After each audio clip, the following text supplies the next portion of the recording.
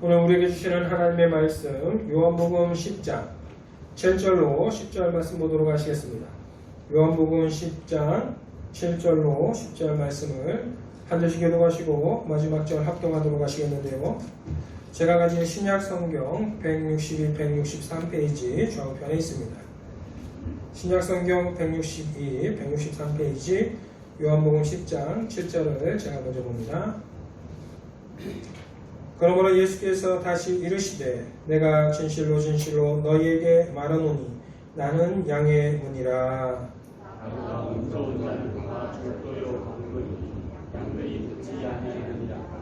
내가 문이니 누구든지 나로 말미암아 들어가면 구원을 받고 또는 들어가며 나오며 꼴을 얻으리라. 같이요.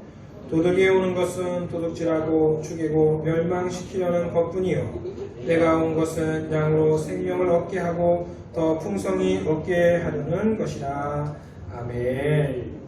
오늘 말씀의 요절에 해당하는 10절 요한복음 10장 10절 한 절만 다 같이 한 번 더 합독하도록 하시겠습니다. 시작. 도둑이 오는 것은 도둑질하고 죽이고 멸망시키려는 것뿐이요 내가 온 것은 양으로 생명을 얻게 하고 더 풍성히 얻게 하려는 것이라. 아멘. 담임 목사님 나오셔서 하나님 말씀 선포하신 후에 또 예배 시간 진행해 주시겠습니다.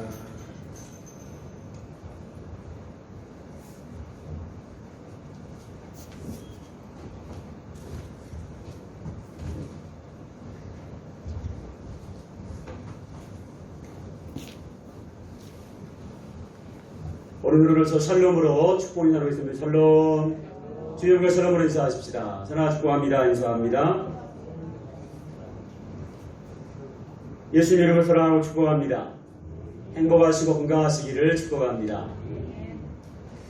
한 심리학자가 특이한 시험 한 가지를 행했습니다.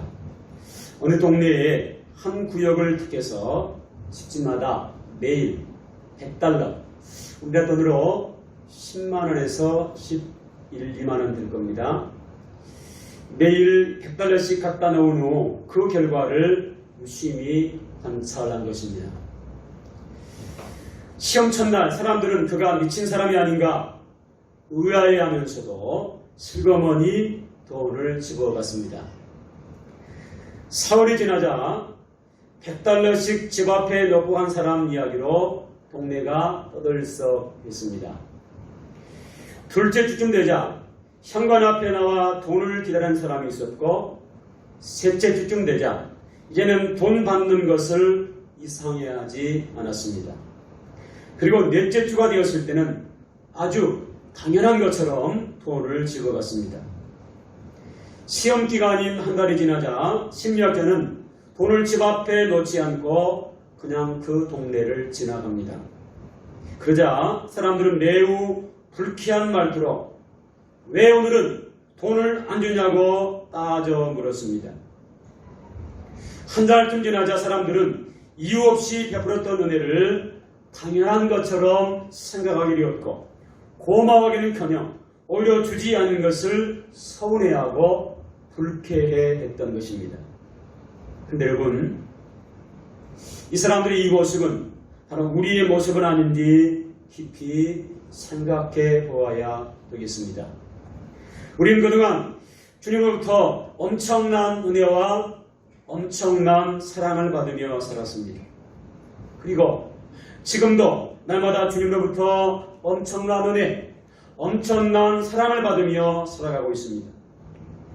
그러면서도 우리가 주님께 엄청난 사랑을 받고 은혜를 받은 것을 지극히 당연한 것처럼 여기며 그 소중함을 모르고 살고 있지 않았을까요? 처음 은혜 받았을 때에는 주님을 위해서 이것도 하고 저것도 하며 모든 것을 희생할 수 있을 것만 같이 생각하다가도 점점 그 마음이 사라지면서 이제는 말씀을 받아도 은혜를 받아도 별로 감동이 없고 당연한 것처럼 생각하고 버리지 않았는지 한번 우리의 삶을 점검해 보아야 되겠습니다. 신앙생활하면서 놓치지 말아야 할 것 중에 하나가 있다면 그것은 바로 은혜 받는 삶을 살아가야 된다고 하는 것입니다. 은혜를 받지 못하면 문제가 생길 수 있습니다. 은혜 받는 방법은 여러 가지가 있을 수 있습니다. 예배 시간에 설교 말씀 듣다가 은혜 받을 수도 있고요. 찬양 중에 개인 기도 시간에 성경을 읽고 묵상하는 시간 등 다양한 시간에 하나님의 은혜가 임할 수 있습니다. 때로는 나 같은 사람이, 나 같은 못난 사람이 예수 믿고 구원받아서 천국 시민 되었다, 하나님 자녀가 되었다, 이 은혜를 생각할 때마다 하나님의 은혜가 임하곤 합니다. 때로는요, 통해 자복하는 회개의 기도 시간을 통해서 하나님의 큰 은혜가 임하기도 합니다. 사도 바울은 고린도 교회 성도를 향해서 이렇게 외쳤습니다.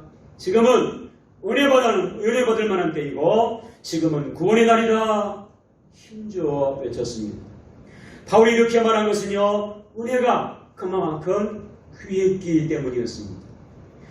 은혜 받을 만한 때인데 은혜가 임하지 않고 있기 때문에 은혜를 받아야 된다고 촉구했던 것입니다.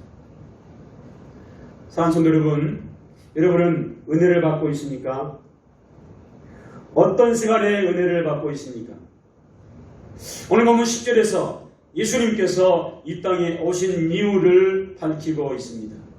오늘 본문 10절 말씀 같이 한번 크게 읽습니다. 시작. 도둑이 오는 것은 도둑질하고 죽이고 멸망시키려는 것뿐이요 내가 온 것은 양으로 생명을 얻게 하고 더 풍성히 얻게 하려는 것이라. 아멘. 예수님께서 땅에 오신 이유는요, 온 인류를, 저와 여러분을 구원하기 위해서 오셨습니다. 근데 그 표현을 본문에는 특별히 이렇게 표현하고 있습니다. 더 풍성한 은혜를 주시기 위함이다 말씀하고 있습니다. 그렇다면 예수님을 통해서 우리는 은혜 위에 은혜, 더 풍성한 은혜, 넘치는 은혜를 받아야 마땅한 것입니다. 여러분, 은혜가 무엇입니까? 부족이 처지는 것이 은혜이고, 때로 어려운 일을 만날 때 문제가 해결되는 것이 은혜이고, 고난 가운데서도 고난을 이겨내는 것이 은혜이기도 합니다. 그런데 정말 이런 풍성한 은혜가 나와 내 주변에 임하고 있습니까? 그렇다고 반응한 분도 있겠지만 많은 분들이 글쎄요, 은혜가 있긴 하지만 풍성한 은혜까지는 아닌 것 같네요, 이렇게 답하실 분이 있을 것입니다. 그래서 오늘 예수님 주시는 은혜를 풍성히 누릴 수 있기를 예수님의 이름으로 축복합니다. 예수님께 주시는 넘치는 은혜가 임할 수 있기를 예수 이름으로 축복합니다. 예수님께 주시는 풍성한 은혜란 결코 막연한 것이 아닙니다. 예수님께 주시는 풍성한 은혜를 구체적으로 이해하고 사모할 수 있어야 되겠습니다. 예수님께서 준비하신 풍성한 은혜, 넘치는 은혜는 시편 5편 12절 말씀에 정확하게 나타나고 있습니다. 스크린 보신 분은 함께 크게 한번 읽겠습니다. 시작. 여호와여, 주는 의인에게 복을 주시고 방패와 같은 은혜로 그를 보호하시리이다. 다시 한번 읽습니다. 시작. 여호와여, 주는 의인에게 복을 주시고 방패와 같은 은혜로 그를 보호하시리이다. 아멘. 여기 이 말씀은요, 여호와께서 방패가 되셔서 하나님의 자녀들을 지켜주시는 은혜를 증거하고 있습니다. 이 은혜가 늘 함께 하시기를 예수님의 이름으로 축복합니다. 이 땅에는 하나님의 자녀를 위협하고 은혜를 빼앗으려고 하는 악한 무리들, 악한 세력들이 너무도 많이 있습니다. 예수님은 이들의 정체를 절도요 강도라고 표현하고 계십니다. 이 절도와 강도들이 은혜를 방해하는 자들이고 더 풍성한 은혜, 더 넘치는 은혜를 가로막는 자들입니다.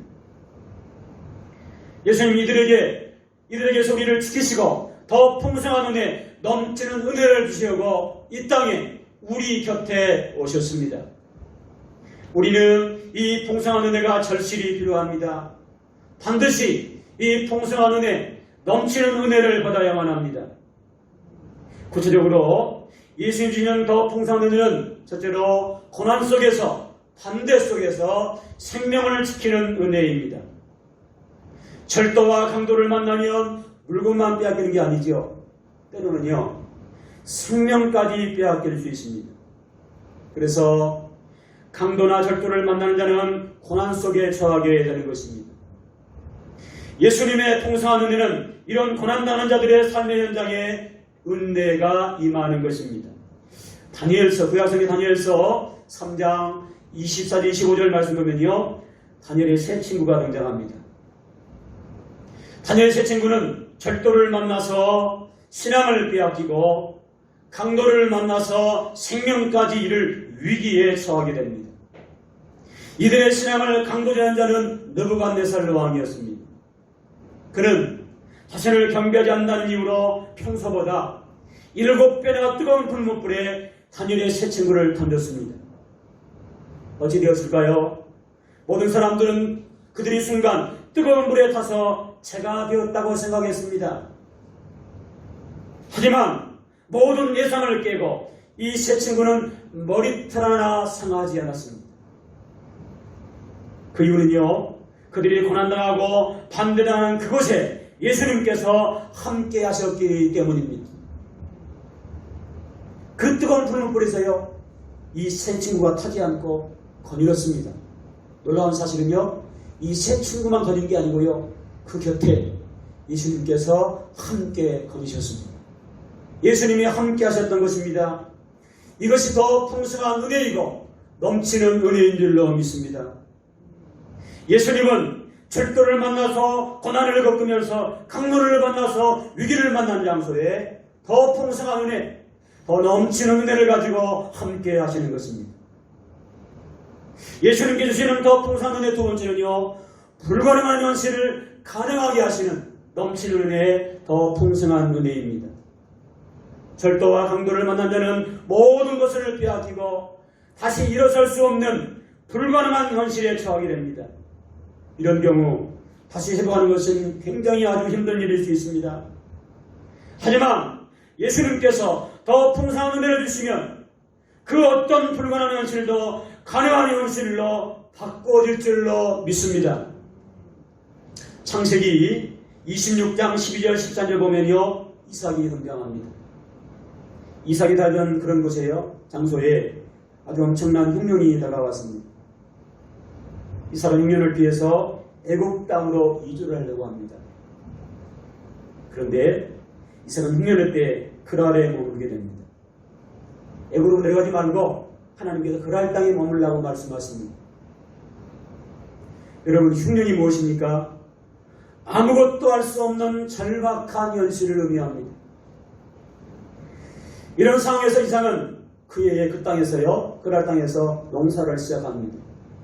그런데 농사를 시작한 그 지역은 낯설은 이방 땅이고 혹독한 흉년의 때입니다. 주변에서 얼마나 많은 사람들이 그를 비웃었겠습니까?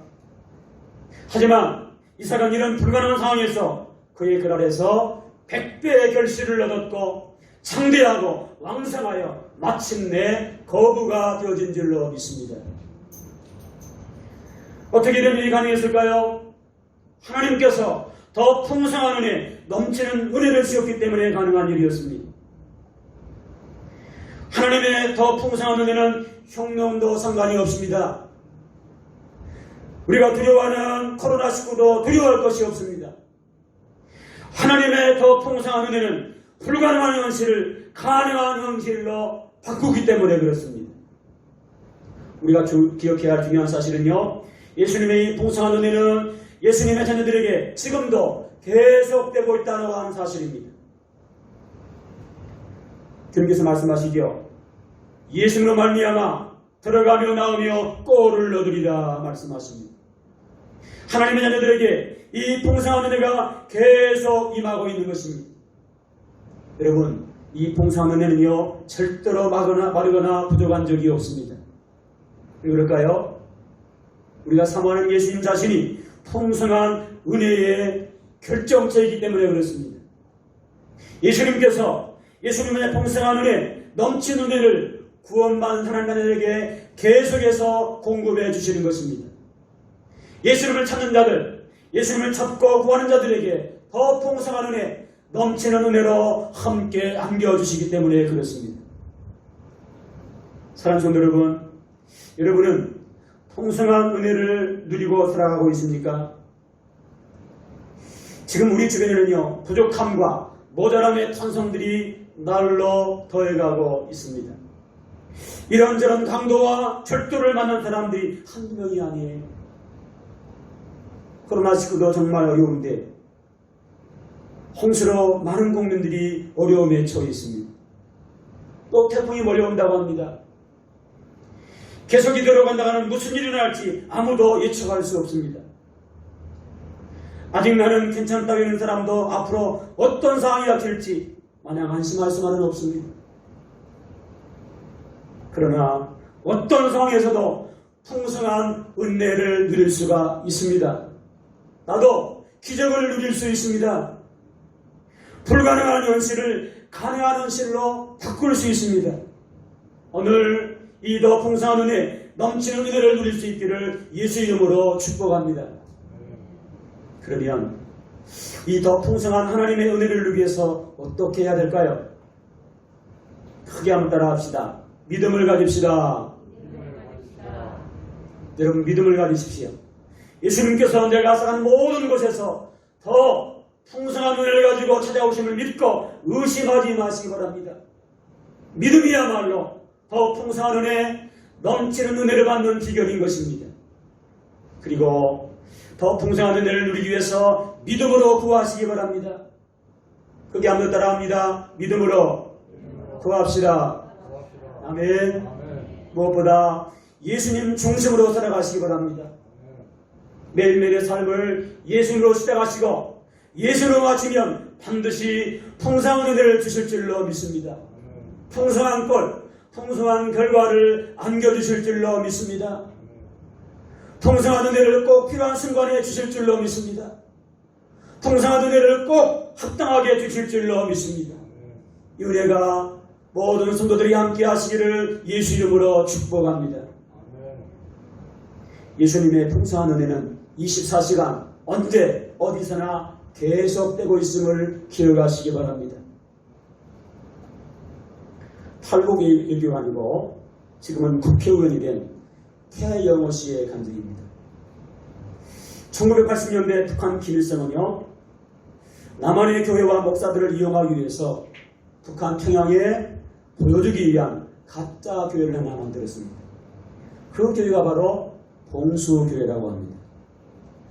그리고 교인들을 평양에서 가장 성분이 좋은 공산주의로 무장한 간부 부인으로 약 200명 교인을 임명했다고 합니다. 처음에는 이들이 교회 오는 것을 몹시 싫어했다고 해요. 그래서 처음에는 배가 아파서 못 온다, 지루해서 못 온다, 그러면서 교회 출석을 하지 않는 거예요. 그래서 궁여지책으로 만든 것이 출석교였다고 합니다. 그래서 하는 말이 출석을 하지 않으면 당과 수령님에 대한 충성심이 부족하다고 자아 비판을 시켰다고 해요. 그렇게 억지로 출석부를 만들어서 교회를 출석시킨 지 2년이 걸렸습니다. 그런데 놀라운 사실은요, 봉수교회에서 2년이 지난 뒤에 교회 출석부가 사라졌다고 하는 것입니다. 그 이유가 뭔지 아세요? 그렇게 교회 나오기 싫어하던 특혜받은 성분 좋은 공산주의 간부 부인들이요, 예배 시간 2시간 전에 교회에 나와서 찬송을 부르고 성경을 읽기 시작합니다. 예배 시간에 그들의 얼굴 모습이 달랐어요. 예배 시간에 저들은 행복이 가득한 얼굴이 되었습니다. 여러분, 얼굴만 보면 은혜 받았는지 은혜 받지 못하는지 보이지 않습니까? 그래서요, 태영호 씨는 겁이 났습니다. 혹시 진짜 예수 믿는 것이 아닌가? 그래서 한 명을 붙잡아서 조사를 강도 높게 했습니다. 당신 예수 믿는 거 바른 대로 되라. 그랬더니요, 그들이 말하기를 우리는 예수를 믿지 않습니다. 오직 당과 수령님을 위해서 열심히 사명을 감당하고 있습니다. 당해지시대로 사명을 감당하기 위해서 열심히 찬송도 부르고 은혜 받는 척 한다고 말합니다. 더 이상 할 말이 없더래요. 그런데요, 더 큰 문제가 생겨났습니다. 주일날 11시가 되면 교회 주변을 맴도는 사람들이 생기기 시작했습니다. 봉수교회는 평양 시내에서 좀 떨어진 외진 언덕 위에 있다고 그래요. 처음에는 10여 명 정도가 교회 주변을 서성이면서 교회를 물끄러미 바라보았습니다. 어떤 사람은 조용히 걷기도 하고 어떤 사람은 앉아서 교회를 물끄러미 바라보았습니다. 어떤 사람은 눈을 지그시 감고 교회를 향해서 그들의 시선을 보였습니다. 그런데요, 그 숫자가 점점 늘어나더니 언젠가부터 주일 11시가 되면요, 사람들이 100명, 500명으로 늘어났습니다. 그리고 12시가 지나면 신앙에도 한 사람도 없이 싹 사라지는 거예요. 그래서 태호 씨는 그 중에 한 사람을 붙잡아서 또 조사를 했습니다. 당신은 예수 믿는가? 그랬더니요, 한 여자분이 당당하게 이렇게 말합니다. 나는 예수를 믿습니다. 나는 이제 죽어도 여한이 없습니다. 비록 내가 교회에 들어가서 예배를 드리지 못하더라도, 찬송을 못 부르더라도, 설교를 못 듣더라도, 내가 교회를 바라본 것만으로도 너무나 행복합니다. 그러면서 한 말이, 저를 죽여주십시오. 저는 이제 여한이 없습니다. 저는 평양에 교회가 세워지기를 위해서 40년 동안 기도했습니다. 그러면서 울면서 그렇게 말하기에, 이자가 누군가 하면요, 성분 좋은 간부 부인이었다고 그래요. 태호 씨는 너무나 큰 충격을 받았다고 했습니다. 그러면서 그는 스스로 느꼈다고 그래요. 종교의 힘이 대단하다. 태호 씨는 북한을 변화시키는 3가지 힘이 있다고 이야기합니다. 첫 번째, 인터넷의 힘. 두 번째, 소위 장마당이라고 하는 시장의 힘. 또 한 가지 중요한 것은 기독교의 힘이 바로 그 변화의 원동력이라고 했습니다. 북한의 억압과 통제상 가운데서도 예수님의 풍성한 은혜는 언제 어디서나 계속되고 있음을 증명해 보여주는 것입니다. 여러 가지 어려움 가운데 있는 성도 여러분, 특별히 코로나19 감염증 때문에 힘든 삶을 사는 성도 여러분, 예수 이름으로 다시 일어날 수 있기를 예수 이름으로 축복합니다. 풍성한 은혜 자리로 나오시기 바랍니다. 풍성한 은혜 자리는 교회입니다. 교회는 주님의 몸입니다.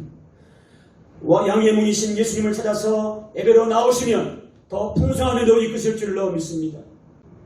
코로나19가 확산되어서 교회에 모이기가 어렵게 되었습니다. 가정에서라도 개인적으로라도 예배와 경건생활을 놓치지 마시기 바랍니다. 예배와 경건생활에 최선을 다할 수 있기를 바랍니다.